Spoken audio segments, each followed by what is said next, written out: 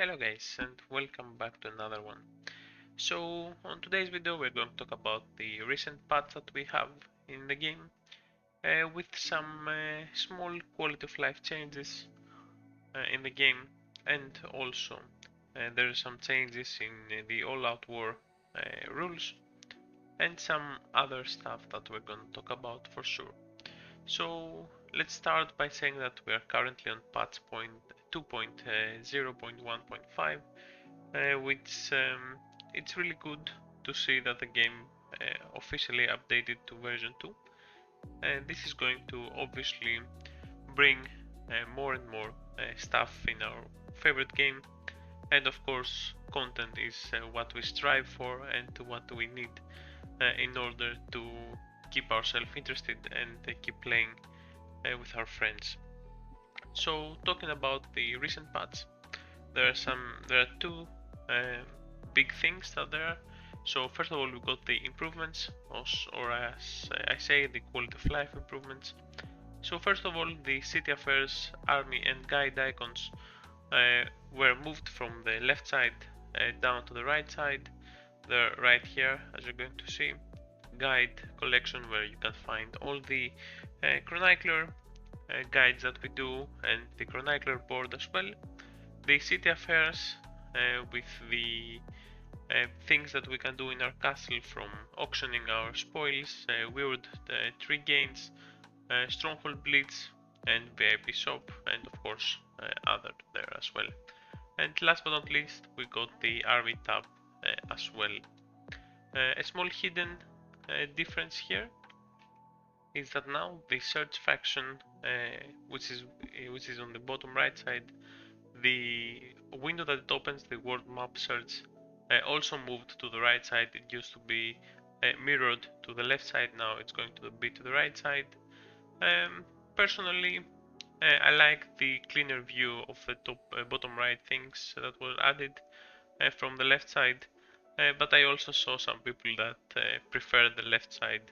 I would love for the developers to give us the option to change sides if we want to select left of or right side for the search, city affairs and army, but I guess if we ask, we may receive.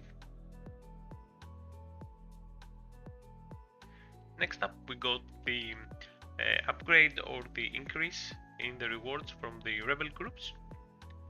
The first clear rebel groups reward are higher now, and the new boxes are added, the rebel group chests, which there are plenty, of course, starting down level 1 for grey, blue for level 3, purple for level 4, and obviously gold for level 5, which actually brings a lot of goodies in our hands, in our inventory, with the level 5 rebel group chest giving us every badge that there is available, excluding the health badges. So for infantry, cavalry, spearmen and bowmen, we can get attack badge for our attack, and we're going to get determination badges as well for defense.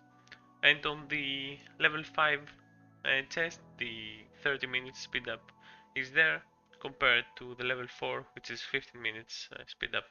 So a good amount of upgrade, although I would also like to see some green badges added in those chests. But nevertheless, it's a good addition, and it's going to help a lot of people completing their badges faster, since the drop rates seem to be a little bit better than they used to be.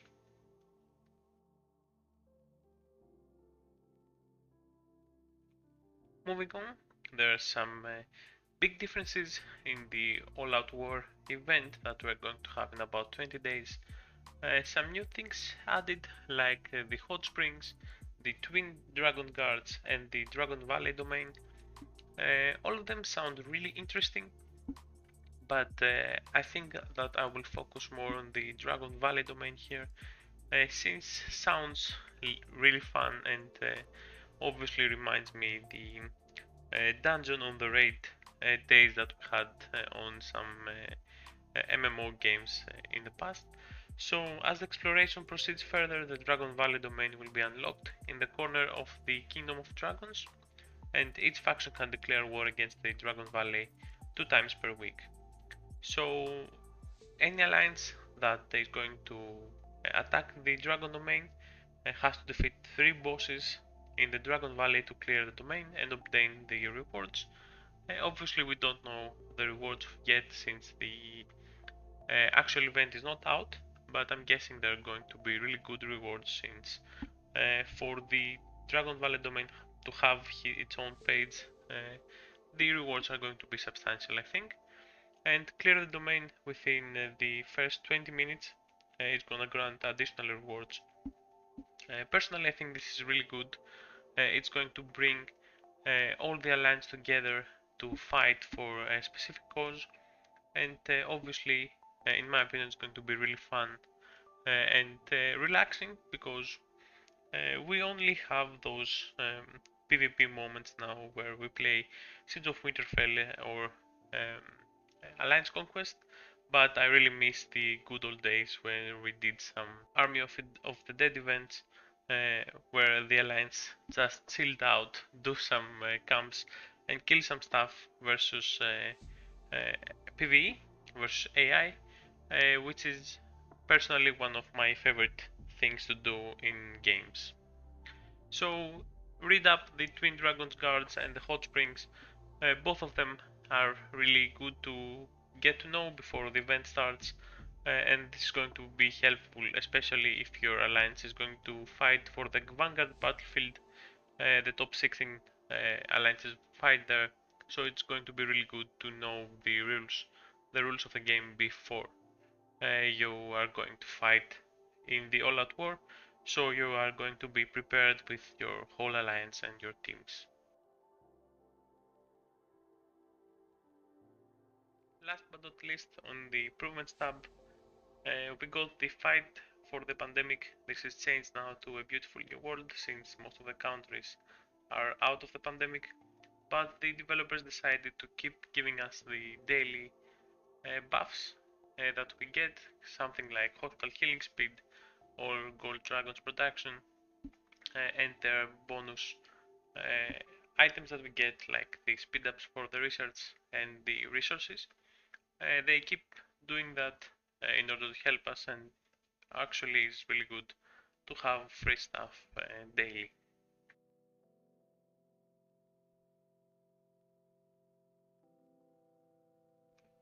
Last but not least, we got some Weird Tree related improvements.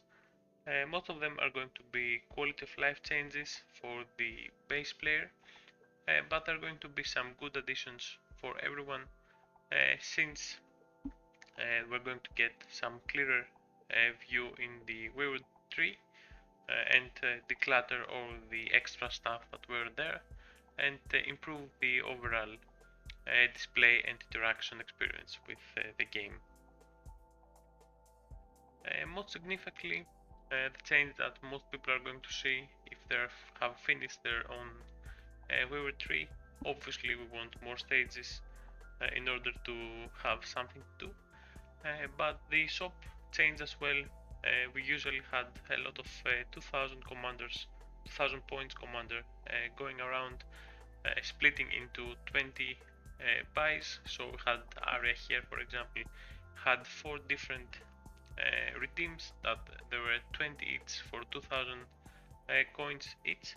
So now they combined everything into one slot. So now we got area, for example, face, Gorel, all of those go up to 50 or 80 depending the commander, and the cost stayed the same for 2000 per token. But if you scroll down, you're going to find the 3000 coin options as well for your commanders that you haven't finished, or you can exchange your tokens here for some commanders to get some epic tokens for their awakening.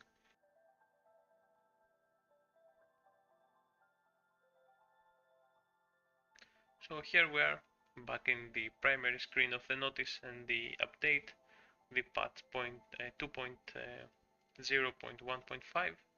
and pretty much covers the entire patch.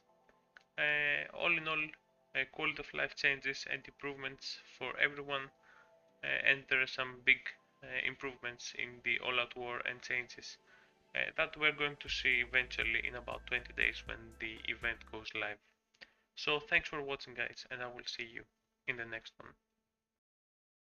I'm waiting and always hesitating. Kryptonite desires set my heart afire. Heart on fire. Set my heart afire.